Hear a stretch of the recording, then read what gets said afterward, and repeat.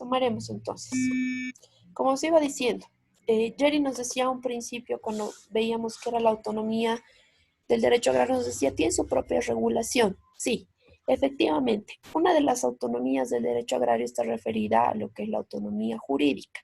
¿Qué quiere decir esto? Que el derecho agrario tiene sus propias normas que lo estarían rigiendo esta rama del derecho. Cuando habíamos definido el derecho agrario, habíamos hablado de que el derecho agrario va a ser un conjunto de normas, principios, reglas, regulaciones, ¿no es cierto?, que van a estar destinadas a ¿qué? Regular el derecho propietario de la tierra, regular lo que es el cumplimiento de la función social, función económico-social, regular procedimientos de adquisición de la tierra, regular dotación, administración, todo lo que está relacionado a el acceso a la tierra. Ahora, no tenemos que confundir lo que es el derecho civil y el derecho propietario con respecto a un bien inmueble con lo que es el derecho agrario. El derecho agrario estaría regulando básicamente lo que es la administración y la propiedad de lo que es la tierra agraria. Esto estaría, si hablamos de una ubicación geográfica, estaríamos hablando del área rural, ¿no es cierto? Cuando estamos hablando del derecho civil y del derecho propietario, nos estamos refiriendo a la propiedad privada en el área urbana. Puede ser un terreno, puede ser una casa, ¿no es cierto? Es decir, todos aquellos bienes inmuebles sujetos a registro. Inmuebles, que se diferencian completamente de un bien mueble. Un bien mueble sujeto a registro puede ser un vehículo, ¿no es cierto? O puede ser la propiedad intelectual, ¿no? Pero se diferencia totalmente de lo que es el derecho agrario. Cuando entendamos a qué se refiere el derecho agrario, tenemos que entenderlo en sí como la propiedad agraria y todo lo relacionado a la propiedad agraria, ¿ya? Entonces es el área rural. Y lo que es área urbana está regulado por el derecho civil, el derecho propietario, con respecto a lo que es un bien inmueble, ¿no? Que puede ser también un terreno. Y el derecho agrario no solamente va a ser va a cumplir los elementos del derecho propietario. ¿Se acuerdan cuáles eran los elementos del derecho propietario? Uso, goce y disfrute, ¿verdad? El derecho a usar la cosa. ¿Quién se acuerda? Uso, goce y, sí, y posesión, doctora. No, uso, goce y disfrute. Una cosa, hay que diferenciar posesión y propiedad. Es totalmente diferente. La propiedad puede estar compuesta por la posesión, sí, pero posesión en solo sí, la tenencia se diferencia de la propiedad. El que tú tengas derecho propietario significa que puedes usar la cosa, disponer de la cosa, es decir, pues puedes enajenarla, puedes venderla, puedes alquilarla, hipotecarla, pero también vas a tener el título. Eso significa el derecho propietario. Cuando hablamos de posesión en materia civil, ¿no? Estamos hablando de que detento la cosa, tengo la cosa bajo mi tenencia, pero no tengo la propiedad. Es decir, no tengo el título que me permita disponer de la cosa. Es decir, si yo soy poseedor, ¿puedo vender la cosa? No, porque eso sería estelionato, sería venta de cosa ajena, ¿no es cierto? Pero si yo soy propietario, ¿puedo vender la cosa? Sí. ¿Por qué? Porque además de poder usar, gozar, puedo disponer, ¿ya? Esa es la diferencia. En materia agraria, ¿el detentar y tener el título basta? No, no basta, porque además de tener la tenencia, es decir, estar en posesión de la cosa, gozar, disfrutar, tener el título que me acredite el derecho propietario, no va a bastar para fines del derecho agrario. ¿Por qué? Porque tengo que trabajar la tierra. Por eso es que habíamos hablado en una de nuestras primeras clases, la tierra es de quien la trabaja, ¿no es cierto? Eso está aplicando en derecho agrario. Ahora, esa autonomía jurídica va a regular estos aspectos. Va a regular cómo adquiero el derecho propietario, cómo mantengo el derecho propietario, cómo cumplo con la función, los principios esenciales del derecho agrario, la función social, la función económico-social, cómo trabajo la tierra, qué tengo que cumplir para que trabaje la tierra, clasifica el tipo de propiedad agraria, porque en materia civil voy a tener el bien inmueble, ¿no es cierto? Que puede traducirse en un predio, en un terreno, una casa, un edificio, un departamento en un edificio, en propiedad horizontal, ¿no es cierto? En materia agraria voy a hablar de la propiedad agraria, que puede ser pequeña propiedad, mediana propiedad, puede ser tierra comunitaria, indígena, originario, campesino o tierra colectiva, o puede ser empresa agrícola. Así está clasificada la propiedad agraria. Cuando entramos a ver la clasificación de las propiedades agrarias, vamos a ver a detalle en qué consiste cada una de ellas, ¿ya? Entonces, eso está regulando el derecho agrario. ¿Y cómo lo va a hacer? Con su propia normativa. ¿A partir de qué norma nace? Del régimen constitucional agrario. Y luego las demás normativas que se dan dentro del ordenamiento jurídico. Es decir, tiene su propia regulación. Ahora, ¿en qué se diferencia de la autonomía de codificación? Va a disculpar que me esté saliendo. Lo que pasa es que no quiere pasar las diapositivas, no sé por qué. Aquí estamos. ¿En qué se va a diferenciar de la autonomía de codificación? La autonomía de codificación se relaciona con la autonomía jurídica, pero refiere que el derecho agrario va a tener su propio ordenamiento legislativo o su propia codificación. Es decir, esa autonomía jurídica, esa autonomía que refiere que tiene su propia regulación, se va a plasmar en el derecho objetivo en códigos. Ahora, nuestro ordenamiento jurídico no tiene un código agrario. Ya nosotros no tenemos un código agrario, pero tenemos la ley agraria, que sería la ley 1715, ¿no? Que es la ley del Instituto Nacional de Reforma Agraria. No, perdón, es la ley de reforma agraria, ¿ya? Y esta autonomía de codificación nos dice que el derecho agrario se va a traducir en normativa agraria. ¿Cuándo vamos a hablar de la norma positiva del derecho objetivo? Cuando la norma ya ha sido publicada, ¿no es cierto? Ha pasado por el procedimiento legislativo, se ha promulgado y se ha publicado. ¿Dónde se publica una norma? En la Gaceta Oficial del En la Estado. Gaceta Oficial, ¿no es cierto? En la Gaceta Oficial de Bolivia. Sí, Entonces, a partir de esa publicación, nosotros vamos a entender de la existencia de esa codificación. Es decir, esa autonomía jurídica se estaría dando en una autonomía de codificación cuando ya existe una promulgación y una publicación de la normativa agraria. Ahora, les he puesto algunos ejemplos de codificación agraria. Lo logran ver en pantalla, ¿verdad? Sí, estamos viendo de doctorita. la Constitución de 1938. Exacto. Una de las primeras normas que ha regulado materia agraria en nuestro país ha sido la Constitución Política del 38. En su artículo 107 ya hablaba de lo que era el dominio de la tierra, ¿no? Y decía que la tierra le pertenecía al Estado.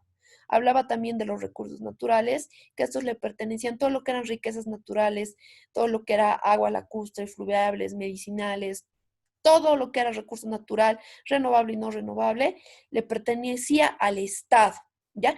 Pero también establecía que el Estado podía establecer la forma de otorgarla otorgar este dominio a los particulares, es decir, adjudicar recursos naturales, que esto incluía también lo que era las tierras baldías, ¿no? Las tierras baldías eran estas tierras que no estaban siendo explotadas y que no le pertenecían a nadie, ¿no? Entonces, el primer ejemplo de codificación agraria que se ha dado en nuestro país ha sido lo regulado por la Constitución Política de 1938. Asimismo, la Constitución Política actual, en el artículo 56 y 57, de lo relacionado a lo que es el derecho a la propiedad, ya empieza a regular que se estaría reconociendo la propiedad privada individual o colectiva. Ahora, esta propiedad privada refiere al ámbito civil, pero también al ámbito agrario. A partir de los artículos 396 al 404 de la Constitución Política del Estado, en lo que es el título segundo y el capítulo 9, Tierra y Territorio, la Constitución Política del Estado ya estaría codificando régimen agrario, ¿no? Lo que ya habíamos visto en nuestras anteriores clases, que tenemos un régimen agrario constitucional como fuente de derecho agrario en nuestro ordenamiento jurídico, ¿no? Eso está regulado por la Constitución Política del Estado del 2009. ¿Es otro ejemplo de codificación? Sí. ¿Por qué? Porque se está plasmando esta autonomía de codificación en la Constitución Política del Estado. Asimismo, tenemos a la Ley 1715, que es la del Instituto Nacional de Reforma Agraria. Esta Ley 1715, en su artículo primero, nos señala el objeto de esta ley. ¿Y qué nos dice? Que va a regular el derecho propietario sobre la tierra, regula la creación de instituciones del sector público que tienen atribuciones y competencias en materia agraria. Antes se hablaba de la superintendencia agraria, esto ha sido modificado y ahora se habla de la autoridad de control y regulación de tierras y aguas.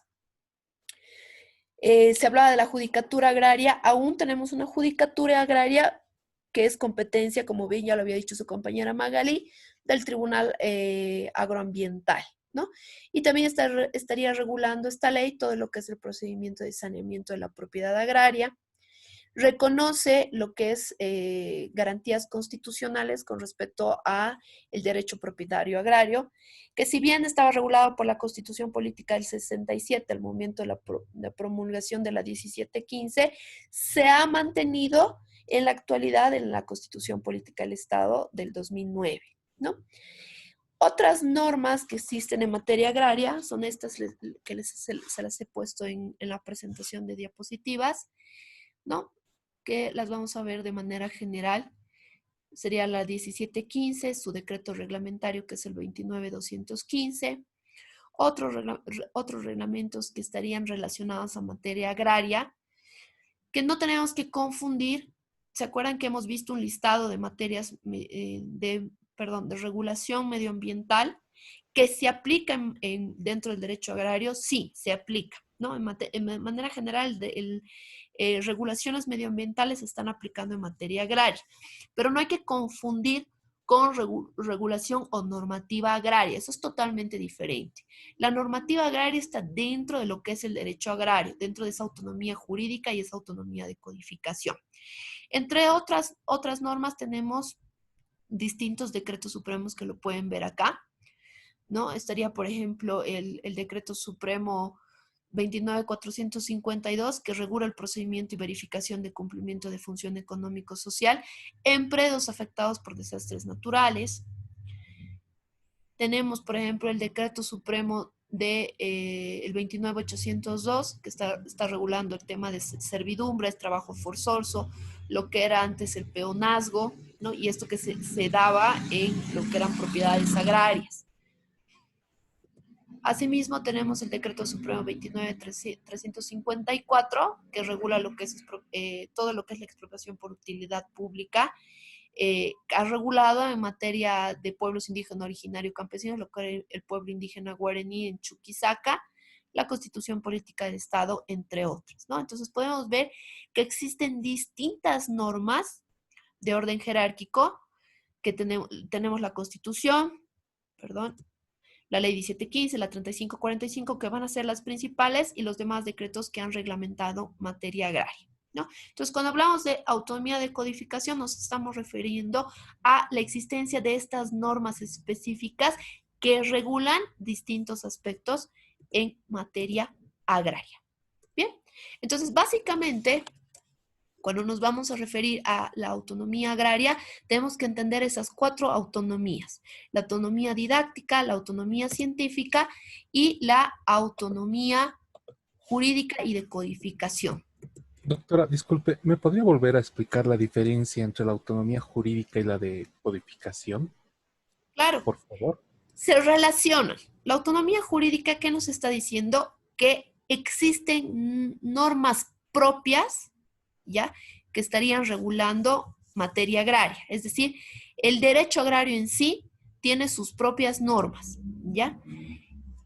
Y la autonomía de codificación, ¿qué está refiriendo? Que existe norma positivizada, es decir, norma promulgada y publicada en materia agraria. Es decir, existen sus propios códigos, sus propias leyes. ¿Me entiendes?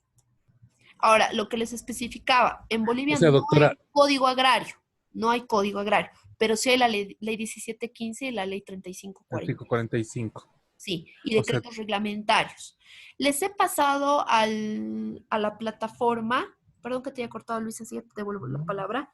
Les he pasado una compilación normativa que ha elaborado el Instituto Nacional de Reforma Agraria, donde están todas las normas agrarias que existen en nuestro país, no todas las normas que regulan algún aspecto en materia agraria. Les he pasado, la he cargado a la plataforma. Es bastante amplia esa compilación, tiene más de 300 páginas, pero ahí está toda la normativa. Entonces, para que ustedes no tengan que estar buscando las normas por separado, al concluir este tema, lo he subido a la plataforma, la compilación normativa. En resumen, a tu pregunta, estimado Luis, autonomía jurídica significa que va a tener su propia regulación. Es decir, existe un derecho agrario, un derecho jurídico que va a regular específicamente materia agraria. Autonomía de codificación, que ese ordenamiento jurídico está plasmado en códigos y leyes, que tenemos nosotros, nuestra propia normativa agraria que está plasmada en documentos positivos, ¿no? ¿Y cómo lo hacemos? ¿Cómo existen? Bajo la existencia de un procedimiento legislativo. ¿Tienes alguna otra duda? El no, resto doctora, eso es lo que estaba dudando mucho, pues decía, me parecía que bueno, parece lo mismo. no me- sí, sí, Ya, pero existe cierta similitud, pero obviamente lo que usted dice, existe esa marcada diferencia. sí. Que O el tema sea, jurídico está la dentro. autonomía jurídica de manera general nos dice, hay una propia norma que estaría regulando derecho agrario, que sería normativa específica. Y el derecho de codificación es esa normativa agraria que está siendo plasmada en el conjunto de normas jurídicas que existen. En nuestro país tenemos estas leyes que les acabo de decir. En la legislación comparada, distintos países tienen su propia normativa. Ya la siguiente clase, cuando veamos reforma agraria, vamos a ver un poquito de historia en relación a la reforma agraria y vamos a llegar a ver de que no solamente ha habido una reforma agraria en Bolivia, ha habido en Chile, ha habido en México, ha habido en Ecuador, ha habido en distintos países. Y ha sido a nivel histórico, ha habido un poco de coincidencia en cuanto a tiempo de las reformas agrarias que se han dado en distintos países a nivel latinoamericano, ¿no? Entonces vamos a encontrar de que han habido hitos históricos que han permitido que haya reforma agraria no solamente en Bolivia, sino que se ha dado a nivel latinoamericano en su conjunto, ¿no? Entonces han habido varios países que coincidentemente, al igual que Bolivia, han tenido una reforma agraria. Y vamos a ver que en la legislación comparada, cada país tiene su propia regulación en materia agraria y cumple estos aspectos de autonomía, ¿no? Hay autonomía didáctica, autonomía científica, autonomía jurídica y autonomía de codificación. ¿Está claro? Sí, doctora. Súper. ¿Alguien más tiene alguna duda, consulta? Doctora, entonces en el video, cuando usted nos está haciendo una explicación de la autonomía de codificación, Ujú. cuando nos habla de ejemplos, Sí, estamos hablando dentro de esta misma autonomía de codificación, ¿verdad? sí, Cuando me hace mención a la Constitución Política del Estado de exacto. 1938, las otras leyes, por ejemplo, la ley 1715, la 3545, porque hace mención, además que toda la 1715, y obviamente después nos hace un marcado favor al indicarnos qué otros reglamentos más tenemos, incluso entre ellos Sí, tenemos a los de supremos. esa Entonces es la son muchos autonomía de ejemplos, codificación que tendría nuestro derecho agrario. pero usted nos hacía un énfasis en que esto en realidad nosotros no tenemos un código propio, o sea, no tenemos un código No tenemos, procesal agrario, en materia digamos. civil tenemos el código civil, ¿no es cierto? O en materia comercial tenemos el código de comercio.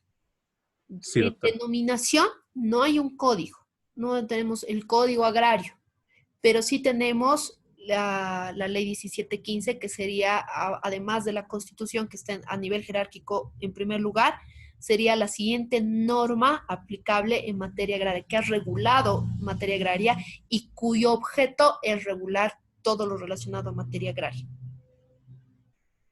Ah, Y la Mara. 3545, que ha hecho algunas modificaciones a la ley 1715, pero ambas están actualmente en vigencia. Sí, ahí nos decía en su video que hay algunas, pero están en parte porque ha sido derogada en parte, me decía la Sí, doctora. se ha derogado en parte la 1715. Es que no nos olvidemos, el derecho es muy dinámico. ¿Qué quiere decir esto? Que va cambiando con el transcurso del tiempo y siempre responde a necesidades sociales y económicas, ¿no?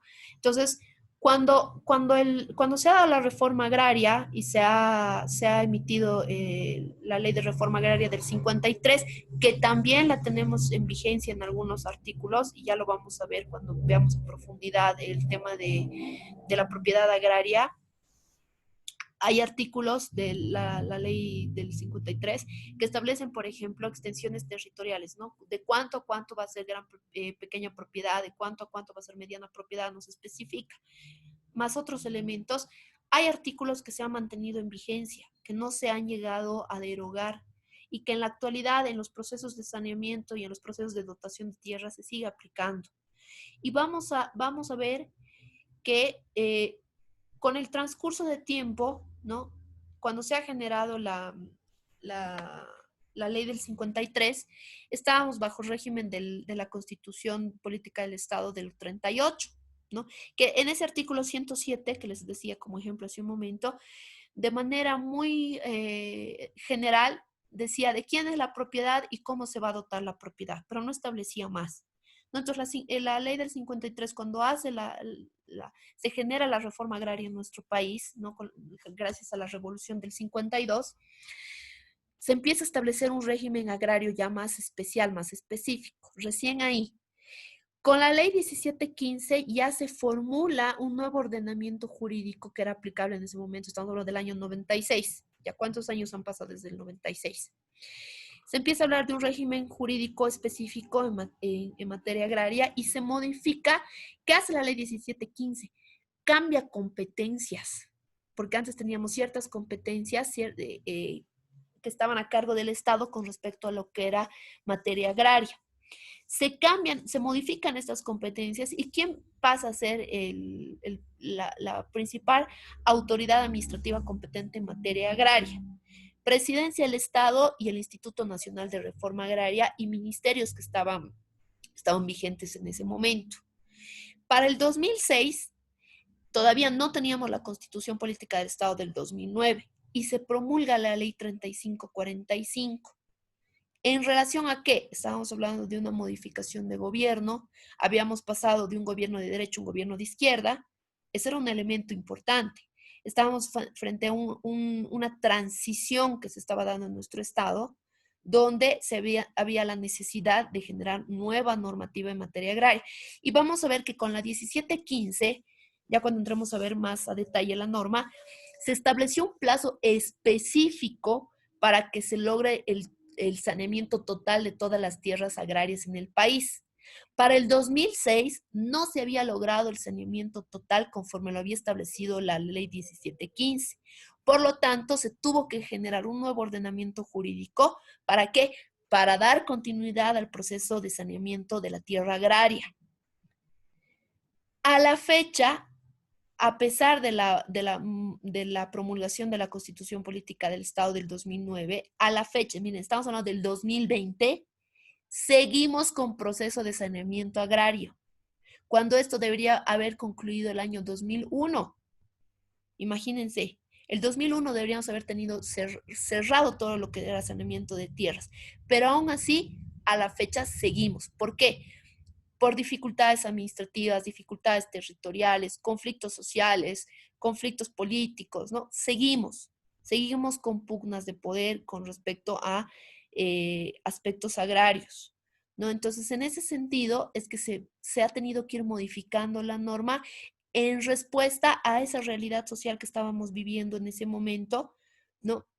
Y a la realidad social que vivimos ahora. No nos debería extrañar que de aquí a unos años se abroguen la ley 1715, la 3545 y decretos reglamentarios y se genere una nueva codificación y tengamos un código agrario que responda estrictamente a las regulaciones normativas constitucionales actuales, que debería ser lo correcto. Porque si vamos a hablar de una nueva constitución política del Estado, todo el ordenamiento jurídico actual debería responder a ese texto constitucional. Si tenemos un régimen agrario especial, la normativa debería responder. Si con la promulgación de la Constitución Política del Estado, tácitamente ha derogado varios artículos, tanto de la 3545 como de la ley 1715 y decretos reglamentarios, pero en materia procedimental se ha mantenido. Antes teníamos lo que era la judicatura agraria, que eran los juzgados agrarios. La Constitución Política del Estado faculta al Tribunal Agrario de que se haga cargo de lo que son los procesos agrarios, ¿no? Y le da atribuciones y competencias. Y ya con la normativa que regula al órgano judicial, que es la ley 025, que se establece atribuciones y competencias para los distintos tribunales y todos los juzgados que responden al órgano judicial. Y la ley 25, respondiendo a lo que es la Constitución Política del Estado, establece atribuciones y competencias para el Tribunal Agroambiental con lo que respecta materia de derecho agrario, ¿no? Entonces, ¿qué estamos viendo? Que la norma se ha modificado y se sigue modificando, ¿no? Cada vez, cada año se generan nuevas normas y, por ejemplo, la ley del órgano ejecutivo, lo que era la LOPE, ha sido modificada mediante un decreto supremo que en su momento ha sido considerado ilegal. ¿Por qué?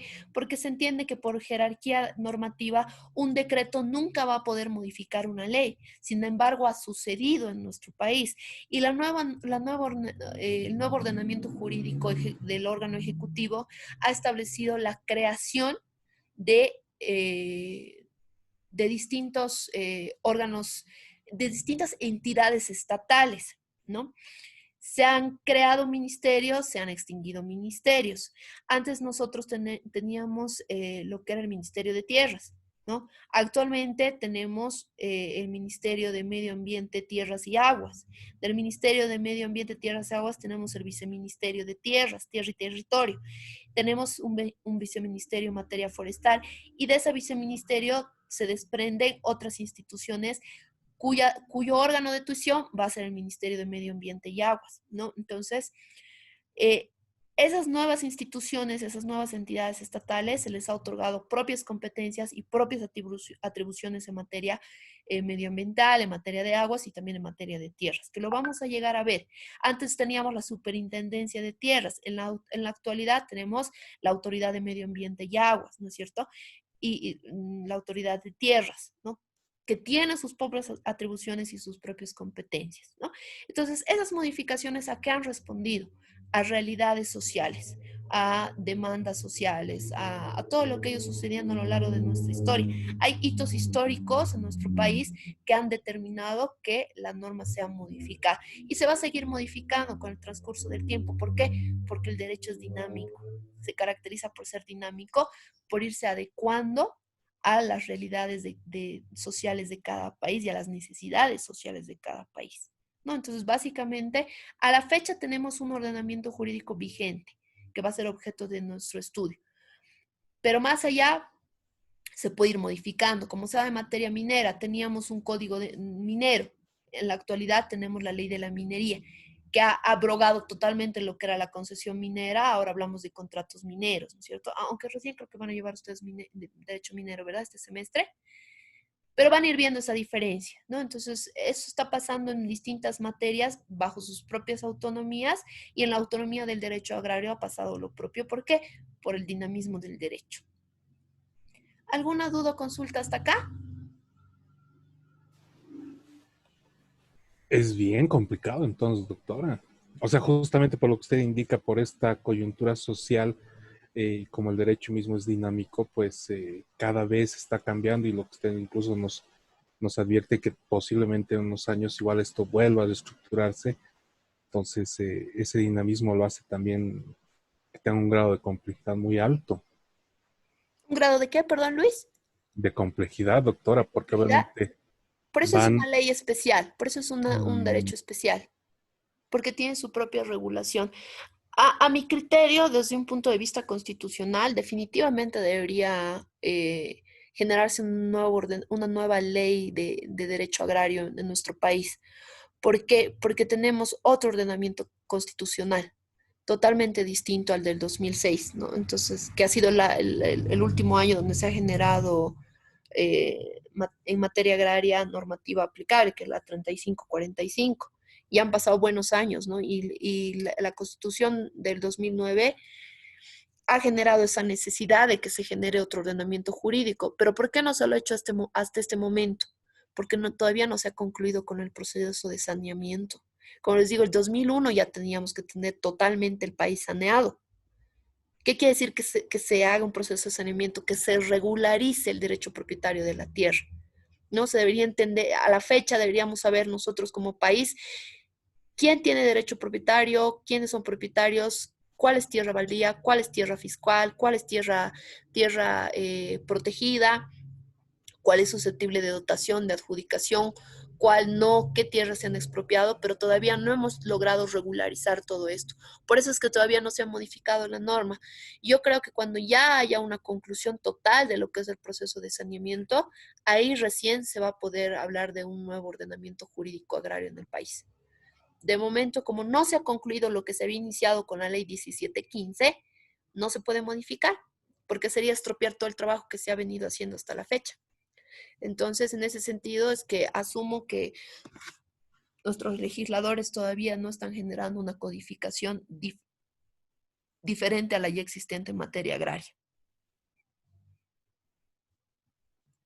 Bueno, doctora, y dime, en Luis. su video también nos habla sobre el régimen general. Nos Uh-huh. da como ciertos pasos que debe seguirse o cómo lo debo entender. Nos mostraba una diapositiva con como unos 5 pasos que dice el Estado es el quien regula el mercado de tierras. Ah, Luego ya. nos... Ese es un pequeño, es una imagencita que les he armado. Acá está. Esto. Sí, doctora. Sí, ya, vamos a explicar. ¿Dónde está para agrandar? Aquí. Ay, ok. Cuando hablamos de régimen general, estamos hablando cómo se está dando el procedimiento agrario en nuestro país. A ver, tenemos acá la nueva distribución de tierras, comunidades campesinas e indígenas, que se ha reconocido con qué norma, con la Constitución Política del Estado. De acuerdo a la Constitución Política del Estado del 2009, ¿quién va a regular el mercado de tierras? Va a ser el Estado. ¿Quién detenta el derecho propietario? Con la nueva Constitución Política del Estado, no es el Estado quien detenta el derecho propietario, es la población en su conjunto. La población en su conjunto tiene el derecho propietario sobre todos los recursos naturales, que eso incluyen el aspecto de tierra y territorio. ¿Cómo va a actuar el Estado? ¿Cómo estaría regulando el mercado de tierras? Lo hace mediante el Servicio Boliviano de Reforma Agraria. El Servicio Boliviano de Reforma Agraria está compuesto de distintas instituciones, que lo vamos a ver más adelante. Entre ellas está el Instituto Nacional de Reforma Agraria, también como le llaman el INRA.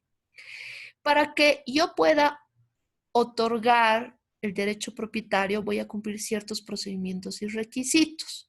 Una vez que se me ha dotado o se me ha adjudicado la tierra, y lo vamos a ver más adelante cuál es la diferencia entre dotación y adjudicación, yo voy a tener voy a ser, voy a detentar el derecho la tierra, perdón, voy a detentar la tierra. ¿Cuándo yo voy a poder hablar de un derecho propietario? Cuando se me otorgue un título sobre la tierra, es decir, un título ejecutorial. Vamos a ver más adelante qué es un título ejecutorial. Les adelanto, el título ejecutorial es un documento que es idóneo para establecer la existencia del derecho propietario o no, y lo otorga el presidente de Estado. ¿Ya? Ahora, yo detento la tierra ¿Me va a bastar que yo detente la tierra? No. Debo cumplir la función social o la función económico-social. ¿Quién va a estar a cargo de determinar si estoy cumpliendo la función económico-social o no? El Servicio Boliviano de Reforma Agraria. ¿Ya? Ellos van a verificar si cumplo o no. Ahora, además de cumplir la función económico-social y haberse adjudicado la tierra y haberse otorgado el derecho propietario de la tierra, el Estado, mediante el Servicio Boliviano de Reforma Agraria, debe verificar que esta tierra no supere el máximo en cuanto a extensión territorial. De acuerdo a la ley de 1953 que está en vigencia en parte, la extensión máxima agraria puede ser de 5.000 hectáreas. Si yo supero las 5.000 hectáreas de mi propiedad agraria, estamos hablando de un latifundio. Y el latifundio se considera que va en contra de la función social y la función económico-social. Por lo tanto, ¿qué puede suceder? Se puede dar un proceso de expropiación. Y la expropiación, que va a significar que se dé por utilidad pública, que se vuelva esa propiedad agraria a la administración del Estado. O también se puede dar la reversión, que es otra figura, lo vamos a ver a detalle, les voy adelantando. La reversión, ¿qué significa? Que igual va a volver a la administración de la tierra, porque el derecho propietario ya sabemos que no lo detenta el Estado, sino lo detenta la población en su conjunto, ¿no? Ahora la Constitución nos dice el derecho propietario de los recursos naturales es del pueblo boliviano, ¿no es cierto? Nos dice la Constitución. Ya, ¿y yo cómo voy a administrar? Lo va a hacer el Estado. El Estado va a administrar. En el caso de la tierra, el Estado va a verificar que cumpla la función social, la función económico-social y que no supere la máxima extensión territorial de 5.000 hectáreas. Si supero, significa que estoy hablando de tierras que no están siendo utilizadas, son latifundio, por lo tanto, lo voy a revertir. Va a volver al Estado, ¿para qué? Para que el Estado lo adjudique o lo dote a aquellas personas que no tienen tierra o la tienen en menor cantidad. ¿Ya? Y ahí se da esa nueva distribución de tierras a comunidades campesinas e indígenas. ¿Por qué? Porque se está reconociendo la existencia de la propiedad colectiva o la propiedad de las comunidades indígenas originario campesinas como un tipo de propiedad agraria. ¿Se entendió? Sí, doctora. Súper. Entonces se puede dar en esas dos figuras que usted nos advierte, ¿no, doctora? Cuando existe este latifundio, cuando supera las 5.000 hectáreas. Sí. O bien se da la La figura de la expropiación expropiación se da o por reversión. utilidad pública y la reversión se da por no cumplimiento de la función social o por la máxima extensión de las